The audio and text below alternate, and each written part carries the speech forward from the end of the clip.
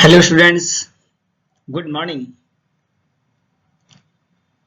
Welcome to my channel History of Golden Era. आज मैं आपको इस वीडियो के माध्यम से जो सीरीज मेरी चल रही है हिस्ट्री ऑफ इंडियन आर्कियोलॉजी की इस सीरीज का आज ये तीसरा भाग है, पार्ट 3 है। हिस्ट्री ऑफ इंडियन आर्कियोलॉजी में आर्कियोलॉजिकल सर्वे ऑफ इंडिया की को जो 3 भागों में बांटा गया था, एच.डी. सांकरिया जी ने 3 पार्ट्स में इसको डिवाइड किया था। उन तीनों पार्ट्स में ये तीसरा पार्ट्स आपके सामने आज होगा इस वीडियो में, और इसी के साथ हिस्ट्री ऑफ इंडियन आर्कियोलॉजी के पूरे भाग आज समाप्त हो जाएंगे। और मुझे पूरी उम्मीद है कि इससे आपको काफ़ी यूजफुल चीज़ें, काफ़ी आपके कोर्स की, आपके कंपटीशन की काफ़ी फैक्ट्स इसमें आपको मिलेंगे। तो आइए चलते हैं, बात करते हैं हिस्ट्री ऑफ इंडियन आर्कियोलॉजी के पार्ट 3 पर, जो 1944 टू 1960 एडी के बीच का है। 1944 से 1960 ईस्वी के बीच आर्कियोलॉजिकल सर्वे ऑफ इंडिया में आर्कियोलॉजी को लेके जो काम हुए, जो एक्सप्लोरेशन किए गए, जो एग्जीबिशन किए गए, उन पर हम बात करते हैं। आइए चलते हैं थर्ड पार्ट की ओर। आप देखें कि जैसा कि स्क्रीन पर आपको दिख रहा है, हिस्ट्री ऑफ इंडियन आर्कियोलॉजी का थर्ड पार्ट, ये थर्ड पीरियड 1944 से 1960 एडी के बीच को थर्ड पीरियड माना गया। और इस थर्ड पीरियड का जो पूरा श्रेय, जो पूरा क्रेडिट जाता है, वो सर मार्टिमर व्हीलर को है। और इसीलिए मेरे व्यू में इस थर्ड पीरियड को व्हीलर एरा के नाम से जाना जा सकता है। जैसे फर्स्ट पीरियड को कनिंघम एरा कहा गया, सेकंड पीरियड को मार्शल एरा कहा गया, इसी तरह से निश्चित है कि थर्ड पीरियड को व्हीलर एरा कहा जाना चाहिए। आप देख रहे हैं कि Mortimer wheeler became director general of archaeology survey of India in 1944 for 4 years। Sir Mortimer wheeler 1944 ईस्वी में एएसआई के डायरेक्टर जनरल, महानिदेशक बनाए गए, और इनका कार्यकाल 4 साल के लिए रहा। Considering wheelers contribution, this period can also be called wheeler era. और जैसा कि मैंने बताया कि सर व्हीलर के इस बीच में उनके योगदान को देखते हुए निश्चित ही इसे व्हीलर एरा कहा जाना चाहिए। और स्क्रीन पर जैसा कि आप व्हीलर सर की फोटो देख रहे हैं, एक लाइब्रेरी में एक रिसर्च करते हुए इनकी फोटो है, जो हमने आपके साथ शेयर की है। तो आइए चल के देखते हैं कि इस थर्ड पीरियड में सर मार्टिमर व्हीलर ने आर्कियोलॉजी के लिए क्या क्या कंट्रीब्यूशन किया, उनका क्या क्या योगदान रहा इस भारतीय पुरातत्व के लिए। आप देखें स्क्रीन पर आपके सामने लिखी हुई हैं चीजें। Wheeler was a strong supporter of scientific methods in excavation work. Sir wheeler महोदय उत्खनन के कार्यों में वैज्ञानिक पद्धति के बहुत बड़े समर्थक थे। उनका मानना था कि ट्रेडिशनल वर्क से काफी अच्छा वर्क साइंटिफिक मेथड से किया जा सकता है। अगर हम एक्सक्वेजन में साइंटिफिक मेथड्स को अपना के चलें तो निश्चित है कि इसके रिजल्ट बहुत अच्छे होंगे। He was a supporter of stratification and 3 dimensional measurement method in excavation. इस साइंटिफिक मेथड्स के साथ साथ व्हीलर सर का जो बहुत बड़ा आर्कियोलॉजी में बहुत बड़ा कंट्रीब्यूशन रहा, जो बहुत बड़ा योगदान रहा, वो 2 चीजों को लेकर के है। एक स्ट्रेटिफिकेशन, स्तरीकरण, एंड 3 डायमेंशनल मेजरमेंट, और दूसरा है त्रिविमीय नाप जोख पद्धति। ट्रायंगुलर मेथड से मेजरमेंट करना साइट का, और स्तरीकरण करना, स्तर बाय स्तर एक्सक्वेजन करके जो साइट्स हैं उनको एक्सक्वेशन के आफ्टर एक्सक्वेशन स्तर बाय स्तर उनका 3 डायमेंशनल मेजरमेंट किया जाए, जिससे रिजल्ट बहुत अच्छे आएंगे, ये इनका मानना था। और आप ये समझें कि भारत के पुरातत्व के संबंध में उत्खनन कार्यों में, एक्सकवेशन वर्क में इन विधियों को अपनाए जाने का, इस मेथड को फॉलो करने का सिंगल क्रेडिट अगर किसी को जाता है तो सर व्हीलर सर को ही है। इसके आगे देखें कि व्हीलर सर ने अपने इस टाइम में क्या किया, जो बहुत महत्वपूर्ण चीज रही वो आप आगे देखें कि wheeler was an expert in Roman antiquity, so he set out to find Roman antiquities in South India. Wheeler sir Roman पुरावशेषों के, जो रोम से पुरावशेष मिले, उनके बहुत बड़े एक्सपर्ट थे वो, उनके बहुत बड़े विद्वान थे, ज्ञाता थे रोमन एंटिक्विटी के, रोमन पुरावशेषों के। So he set out to find Roman antiquities in South India. इसको लेकर व्हीलर सर ने फिर दक्षिण भारत में रोमन पुरावशेषों को खोजने का एक अभियान चलाया, एक शुरुआत की उन्होंने। दक्षिण भारत निकले, उनको उनके नजरिए में उनका मानना था कि दक्षिण भारत में रोम का व्यापार जो भारत से चलता था उस समय, ये सेकेंड सेंचुरी एडी के आसपास, तो निश्चित सेकेंड सेंचुरी बीसी के आसपास, तो उनका मानना था कि वहां पर रोमन एंटिक्विटीज बहुत सारी मिलेंगी। और इसके पहले कुछ काम हुआ था वहां पर साउथ इंडिया में, तो उनको अनुमान था कि यहाँ पर चीजें ज्यादा मिलेंगी, इसलिए वो दक्षिण भारत में रोमन एंटिक्विटीज को ढूंढने के लिए, उसके सर्च करने के लिए, रिसर्च के लिए निकल पड़े। इन पुडुचेरी, पौंडीचेरी जो आज पुडुचेरी है, he saw some samples of pottery called Roman amphorae and eretine were tradition. Wheeler sir ने पुडुचेरी पहुंच करके, पुडुचेरी में उनको कुछ पोएट्री मिली, कुछ मिट्टी के बर्तन मिले जिनको रोमन एम्फोरे और एरेटाइन कहा जाता था। और ये वो रोम के पारंपरिक पोएट्री थी, रोम की पारंपरिक बर्तन थे ये, मिट्टी के बर्तन थे ये, जिनको एम्फोरे और एरेटाइन कहा जाता था, जो बिजनेस के एक्सपोर्ट इंपोर्ट में भारत पहुंचे थे ये रोम से, और भारत में मिले थे। ये बहुत बड़ी चीज थी रोमन एम्फोरे और एरेटाइन का मिलना, कि भारत में रोम के व्यापार के होने का एक बहुत बड़ा ये प्रमाण था। On the basis of this, excavation was done in 1945 at a site named Arikamedu. इसके आधार पर, रोमन एम्फोरे और एरेटाइन मिलने के आधार पर, व्हीलर सर ने 1945 ईस्वी में अरिकामेडु का उत्खनन करवाया। अरिकामेडु लोकेटेड इन पुडुचेरी, अरिकामेडु पांडिचेरी जो आज पुडुचेरी है वहीं पर स्थित है। अरिकामेडु के बारे में आप देखिए कि अरिकामेडु दक्षिण भारत का, जो आज दक्षिण भारत का साउथ इंडिया की टेरिटरी है पुडुचेरी, वहां से, वहां का जो मेन सिटी है पुडुचेरी की, वहां से लगभग 3.5 किलोमीटर की दूरी पर, 3.5 किलोमीटर की दूरी पर जिंजी नदी के किनारे पर है।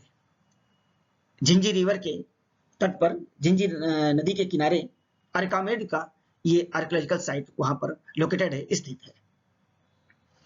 और अरिकामेडु में ईसवी सन की जो फर्स्ट सेंचुरी एडी की, फर्स्ट सेंचुरी एडी के में जो भारत और रोम के बीच जो व्यापार होता था, इंडिया रोम का जो एक बिजनेस उस समय जो व्यापार होता था, उस व्यापार का एक मेन सेंटर था अरिकामेडु।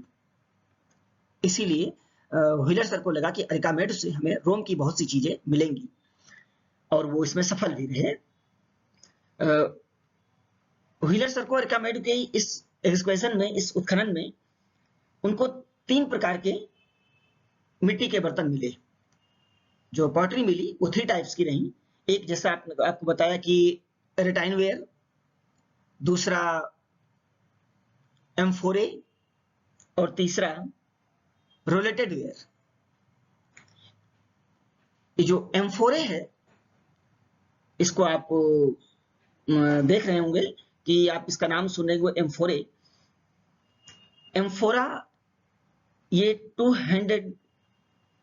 हैंडेड जार होता है, 2 हाथों वाला एक जार है, एक जार है जिसमें दोनों साइड में हत्थे लगे होते हैं, 2 हैंडेड जार, उसको एम्फोरा बोला जाता था।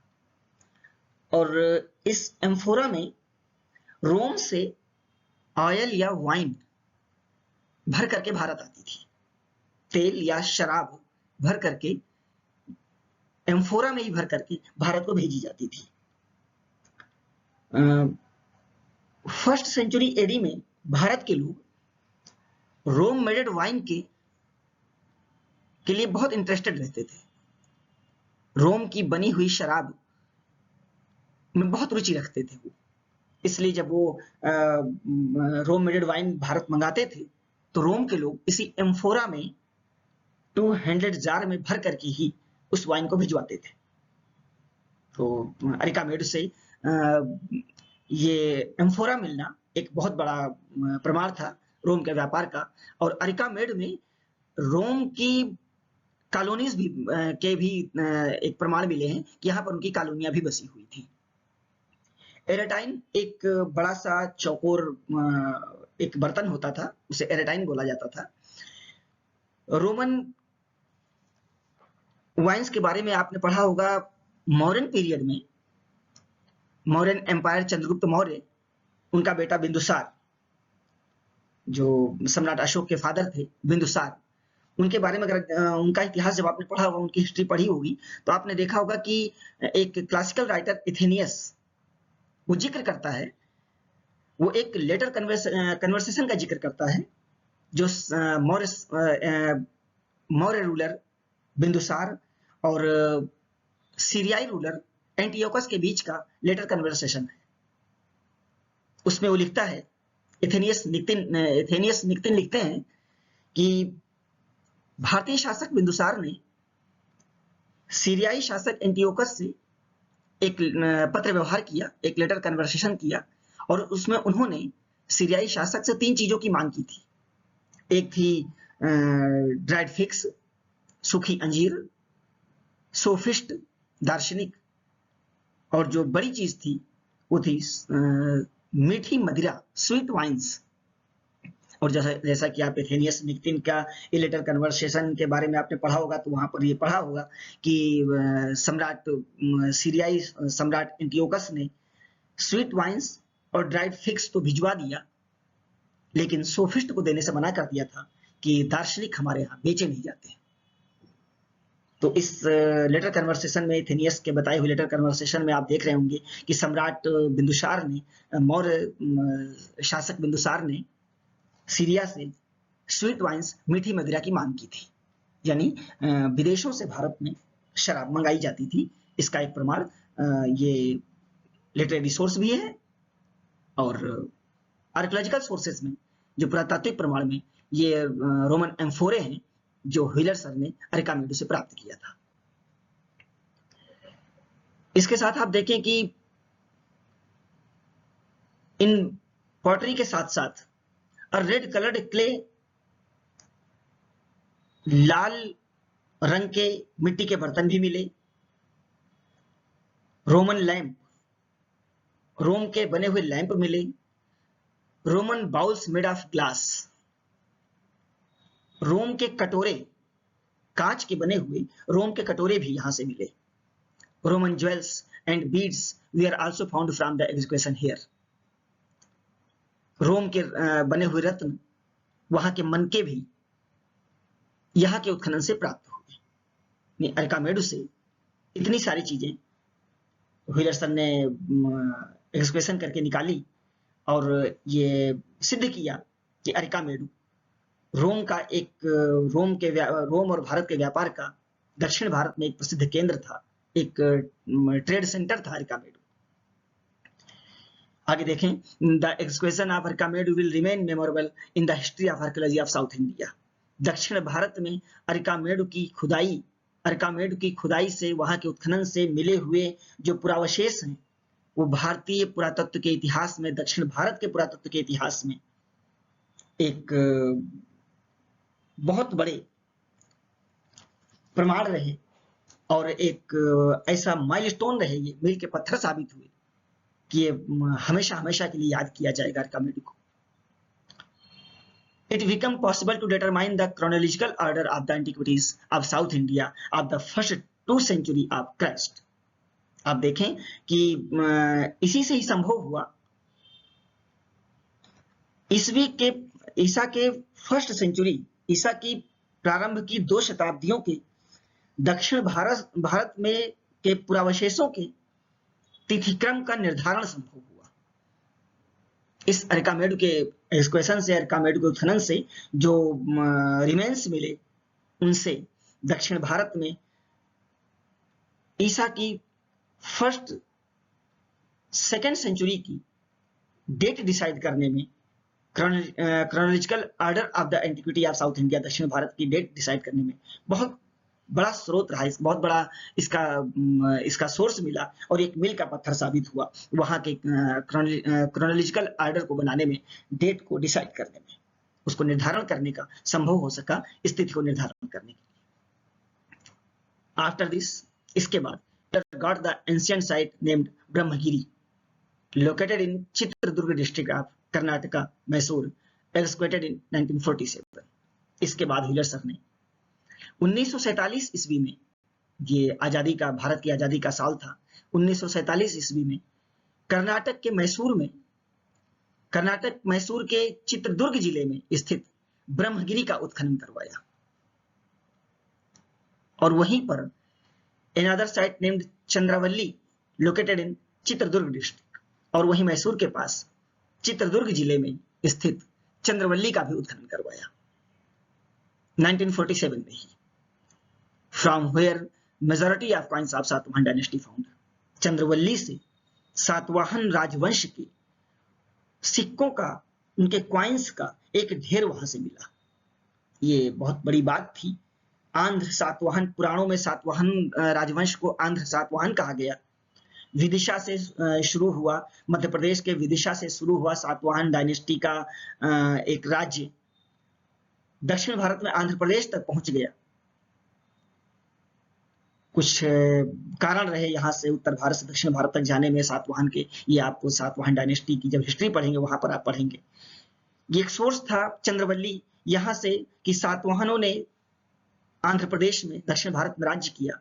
ये सोर्स रहा कि वहां पर चंद्रवल्ली से majority of coins of Satavahana dynasty found, Satavahana राजवंश के सिक्कों का एक ढेर मिला, बहुत से सिक्के यहां से प्राप्त हुए।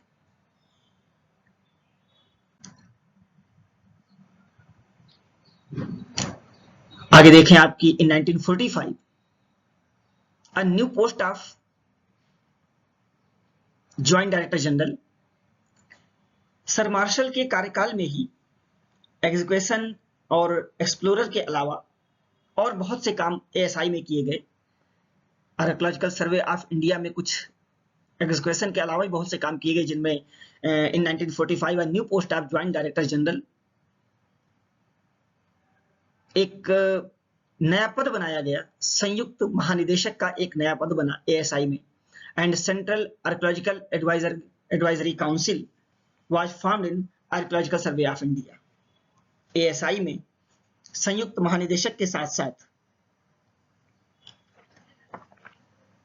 केंद्रीय पुरातात्विक सलाहकार समिति का भी गठन हुआ। 1946 में केंद्रीय पुरातात्विक सलाहकार समिति का गठन किया गया। Superintendent of publication in 1946 superintendent of publication was appointed, और 1946 ईस्वी में सुपरिंटेंडेंट ऑफ पब्लिकेशंस, प्रकाशन अधीक्षक का भी एक पद बनाया गया। प्रकाशन अधीक्षक की भी नियुक्ति की गई। तो आप देखिए कि 1945 में joint director general, central archaeological advisory council 1945 में ये पद बना, और 1946 में प्रकाशन अधीक्षक, सुपरिंटेंडेंट ऑफ पब्लिकेशन को अपॉइंट किया गया।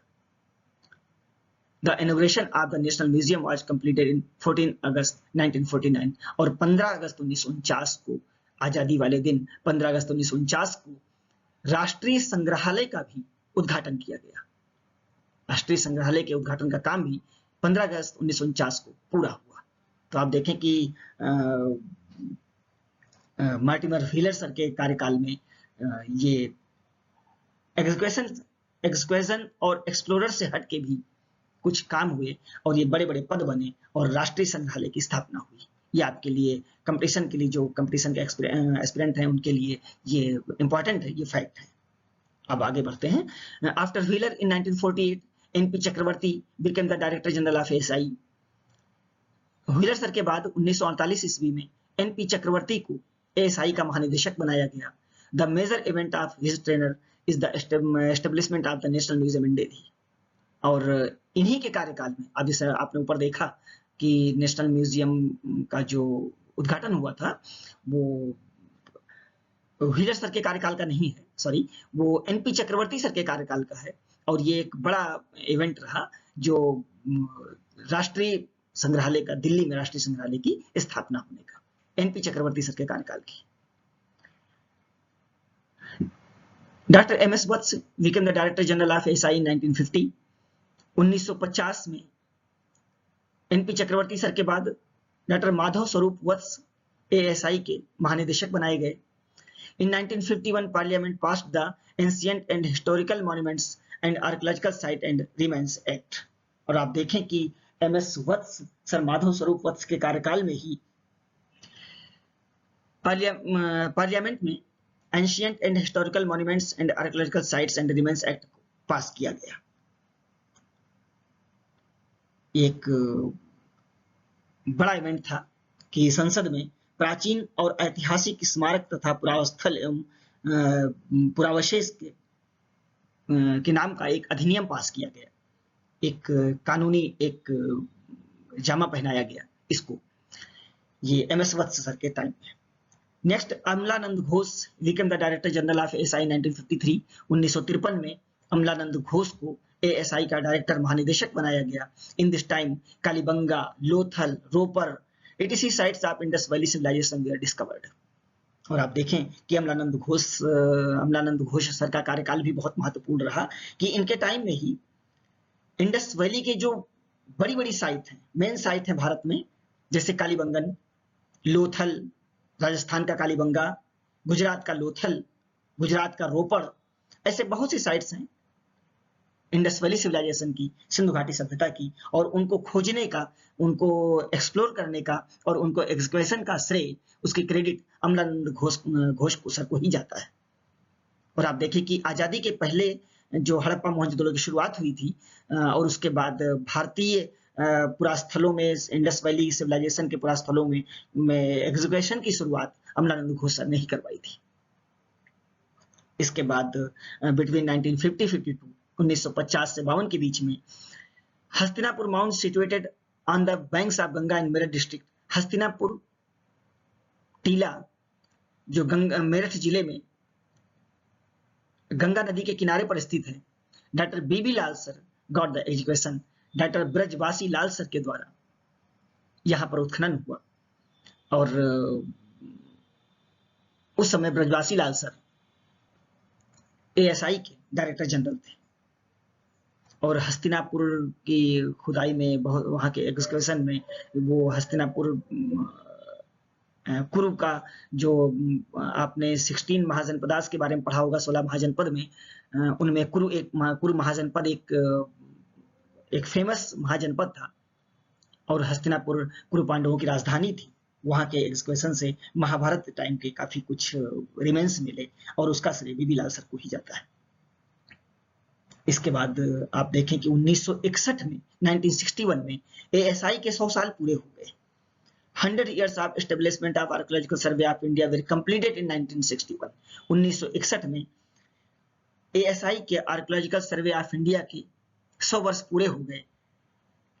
To commemorate this association and exhibition and international conference on archaeology of Asia were organised in New Delhi. इसके उपलक्ष्य में, इसकी खुशी में, 100 साल पूरे होने की खुशी में एशिया के पुरातात्विक स्थलों के महत्व के लिए नई दिल्ली में एक अंतरराष्ट्रीय सम्मेलन किया गया 100 साल पूरे होने की खुशी में। और इसी समय, at this time, BB Lal sir के समय में ही excavation of Ramayana period sites was done under the leadership of doctor BB Lal. Doctor Brajvasi Lal sir के निर्देशन में ही, इनके डायरेक्शन में ही, इनके कार्यकाल में ही रामायण पीरियड के जो साइट्स थी उन पर एक्सकवेशन हुआ, उन पर खुदाई का काम शुरू हुआ। और ये काम रामायण में वर्णित प्राचीन स्थलों के पुरातत्व नाम की एक राष्ट्रीय योजना बनाई गई, उस योजना के तहत इन पर काम हुआ। और बीबी लाल सर ने इस अयोध्या में भी इसी योजना के तहत अयोध्या में भी एक्सकवेशन करवाया था, अयोध्या में भी उत्खनन करवाया था। तो स्टूडेंट्स, फ्रेंड्स, ये आर्कियोलॉजिकल सर्वे ऑफ इंडिया का 100 साल का इतिहास आपके सामने रहा। हिस्ट्री ऑफ आर्कियोलॉजी का 100 साल का इतिहास आपके सामने रहा। इसमें जितने एएसआई डायरेक्टर जनरल हुए उन सबका फैक्ट आपके पास है, और आई होप काफ़ी यूजफुल होगा स्टूडेंट्स के लिए, कंपटीशन में लगे हुए एस्पिरेंट्स के लिए। इसके बाद आप देखें कि हमने अगली स्लाइड में director general of archaeological survey of India के जितने डायरेक्टर जनरल हुए, काफी टाइम के इंपॉर्टेंट डायरेक्टर जनरल, एक सीरियल से हमने उनके नाम दे रखे हैं जो आपके लिए बहुत इंपॉर्टेंट है। जैसे देखें आप सीरियल से, Alexander Cunningham 1867-1885 AD, James Burgess 1886-1902, sir John Marshall, H Hargreaves, Dayaram Sahni, J Blakiston, K N Dikshit, sir Mortimer Wheeler, NP Chakravarti, Madhav Swarup Vats, Amalanand Ghosh, ब्रजवासी लाल, मधुसूदन नरहर देश पांडे, बालकृष्ण थापर, श्रीमती देवला मित्रा, एमएस नागराज राव 1983-1986। स्टूडेंट्स आप देखें कि ये सारे एसआई के डायरेक्टर जनरल और इनका कार्यकाल, इनका जो टेनोर पीरियड है वो इनके सामने ब्रैकेट में टाइम पीरियड लिखा हुआ है, आपके लिए बहुत यूजफुल होगा, आपके लिए, आपके कंपटीशन के लिए। और इसमें एक चीज देखें कि 15th नंबर पर श्रीमती देवला मित्रा 1981-1983, ये फर्स्ट लेडी थी, एसआई डायरेक्टर जनरल होने वाली फर्स्ट लेडी थी, पहली महिला पुरातत्व महानिदेशक, एसआई की महानिदेशक बनाई गई थी श्रीमती देवला मित्रा।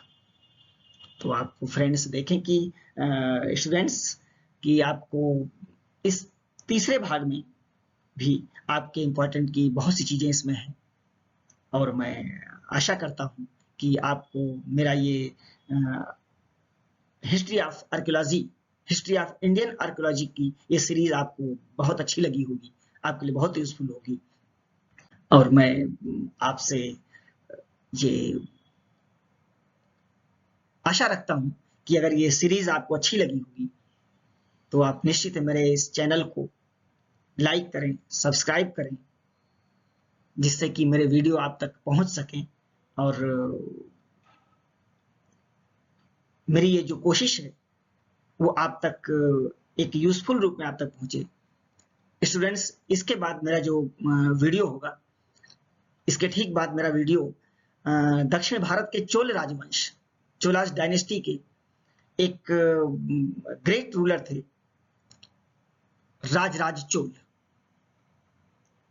उन राजराज चोल के टाइम में तंजावुर में बनवाया हुआ बृहदीश्वर मंदिर, जिसे मैंने अभी अपनी पिछली ऑफलाइन क्लास में स्टूडेंट्स को क्लास में पढ़ाया भी था, इस टेंपल के बारे में, बृहदेश्वर टेंपल के बारे में।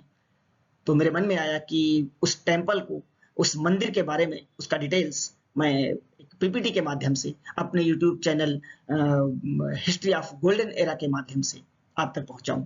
तो फ्रेंड्स, स्टूडेंट्स, निश्चित है कि वो मंदिर का वो जो डिटेल्स आपके पास होगा बहुत यूजफुल होगा, इंपॉर्टेंट भी होगा, और इतिहास की जानकारी रखने वालों के लिए बहुत रुचिकर भी होगा। Thank you friends, thank you students, नमस्कार।